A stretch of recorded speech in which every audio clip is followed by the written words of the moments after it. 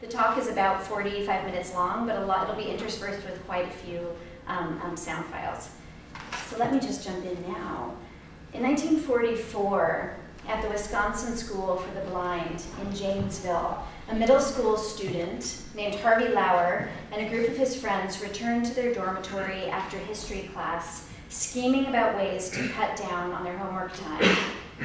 Their history teacher had assigned them several chapters in a talking book, Ivanhoe, as an entertaining, or so the teacher thought, supplement to their Braille textbook. Talking books allowed the boys to read together as a group instead of individually, and they were faster to read than Braille, but the boys were certain they could speed the assignment even further. As a young child, before moving to the Institute, Harvey lived with his extended family in Milwaukee. His grandmother had a mechanical record player from the early 1920s with a turntable powered by a hand-wound spring and a sliding lever to vary the speed up to 100 RPM, or revolutions per minute. So he had something kind of like this with one of these analog sliding levers. Other early phonograph machines you could control with a disc. Many of you probably have never had to work with turntables that weren't digital, but before, in the 1920s, you could control the speed completely. Talking books became available around 1932. This was the time that Harvey was born, and they were afforded by electrical recording and also the advent of long-playing records.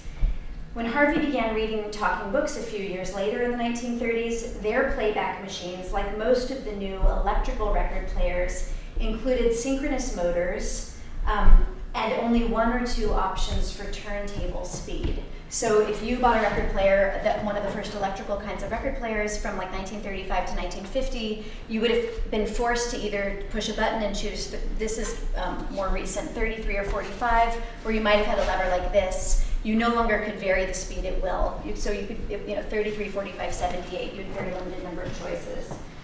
Only in 1950 would Zenith offer to hi-fi enthusiasts variable speed control for turntables again, from 10 to 85 RPM.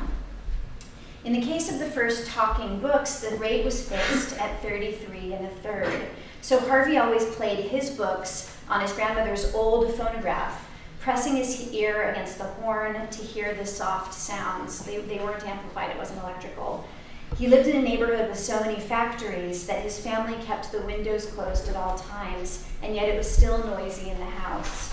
Moreover, talking books were recorded at low volume because deeper cuts from higher amplitude, deeper cuts into the shellac, which is what, there wasn't vinyl at the time, might allow, if they cut too deeply into the shellac, it would allow the sound to spread between the closely squeezed micro grooves on these early long playing records.